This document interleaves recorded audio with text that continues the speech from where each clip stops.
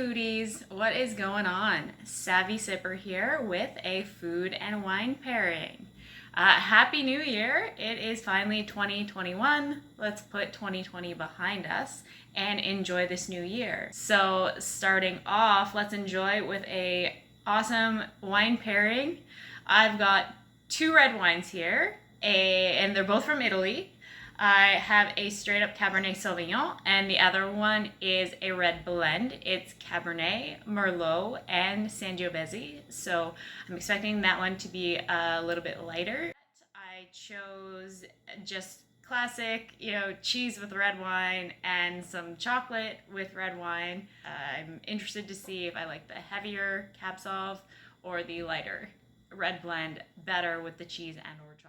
Because Cabernet Sauvignon, if you don't know, tends to be a little bit on the fuller bodied side, whereas the red blend, because the Merlot and the Sangiovese that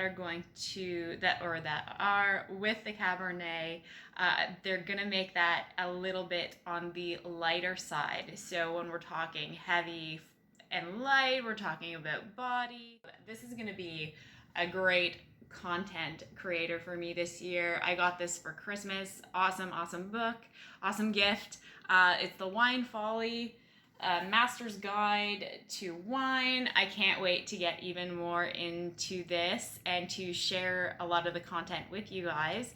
So, not only can we enjoy lots of food and wine pairings and probably like travel and lots of different things together, but all based on food and drinks of any sort, not just wine. But this book is gonna, I think, educate us quite a bit. What I wanted to share with you guys was the analogy that they put in here, and I think it's really awesome. I think it speaks to what body, how to describe body really well. Imagine light versus full body in wine, similar to the difference between skim and whole milk.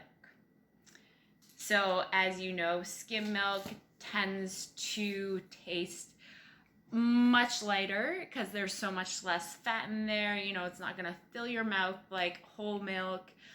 Similar to like a full-bodied red Cabernet Sauvignon or like a Zinfandel, it just fills your mouth and like coats it. It's delicious, but sometimes you just don't want that full-bodied heaviness, so you go with something a little bit more lighter, skim milk-ish, but way better in wine. It's just light and easy drink. I'm gonna try the light one first, actually. The light one, it is Tenuta Frescobaldi. Hopefully you can see that.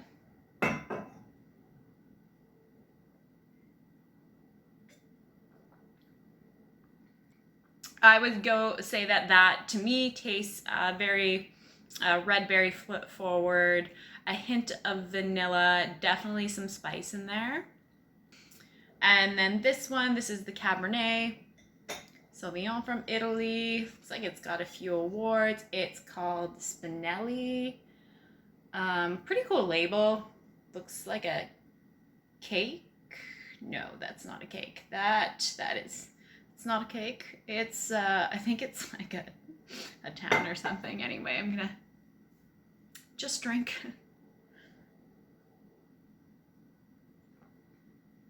It's really tasty too. I actually find this one a little bit smoother, but it is definitely heavier. Bit of plum is what I'm getting.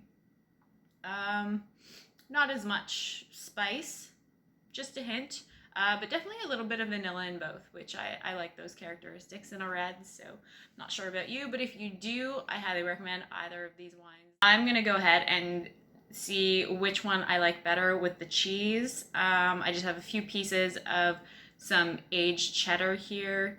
Stands up to a red wine because it's pretty strong itself. The whole point of wine pairings is not to overpower one with the other, and the aged cheddar definitely won't overpower the wine. The wine won't overpower the cheese either.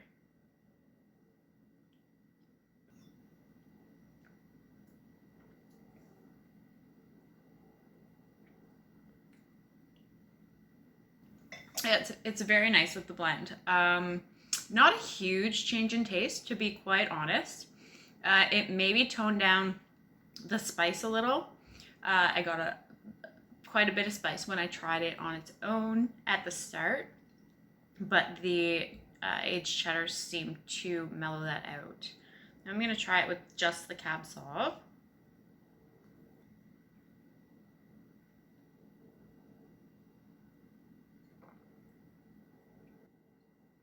Oh, that's pretty good. So I think I liked it better with the Cab Sauv. Brought out the flavors a little bit more. It actually made it a little bit more full-bodied for me. I find Cabernet Sauvignons from Italy, I find they're still full-bodied, but they're a little bit lighter than what you would say get from like California. Like they're a little bit heavier due to the fact that that's a wine, or sorry, it's a wine climate. It's a warm climate region for wines, which tends to make the grapes a little bit heavier, or the wines a little bit heavier. Anyway, the cheese was good with both. I think that my preference would be the heavier Cab Sauv. I've got a dark chocolate that is from a place called Chocolat. It's 100% organic, and I'm just looking at the ingredients right now. Oh, this is what it looks like. Very simple, beautiful packaging.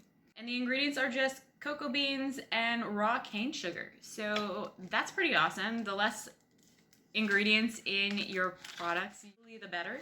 And it's always nice when you can pronounce the ingredients.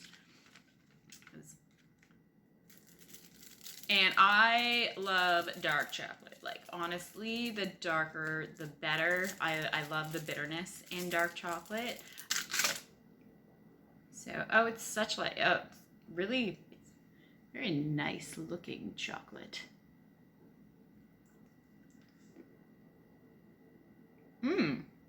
This is a really good chocolate. Highly recommend. If you see this stuff out, get some. And if you like dark chocolate, oh, it's so good because it's not overly sweet, has that nice bitterness to it, but it's not like biting, it's not overly tannic. It's got such a nice richness to it. I'm gonna leave it to the end because I know that the other chocolate that I have, the Ferrero Rocher, which is delicious, it's gonna be a bit lighter because I had it left over from the holidays. And yeah, who doesn't love Ferrero Rocher? So I'm gonna try this and try it with the light red first.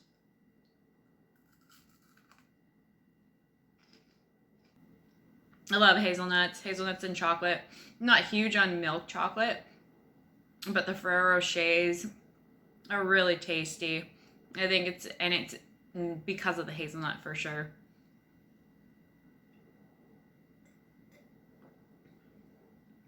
Okay, now I'm gonna try it with the Cab Sauv. See if I like the full-bodied better with the chocolate and hazelnut.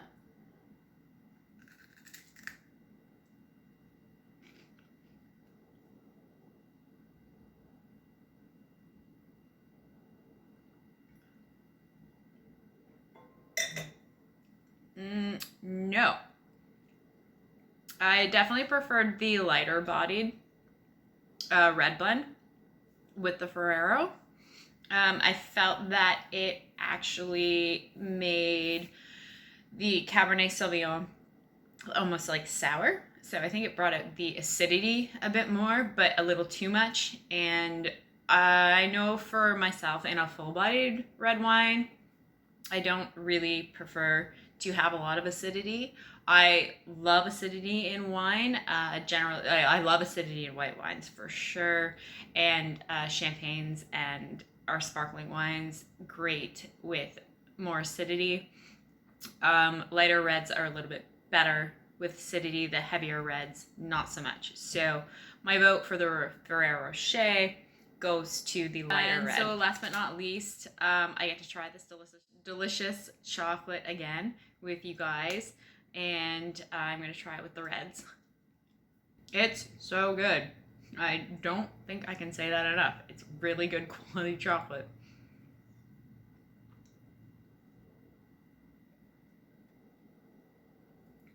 You know what? Even if you're not a dark chocolate fan, I know not everybody is. Dark chocolate and red wine, it's such a great combination. So I'm gonna try it with the Cab Sauv.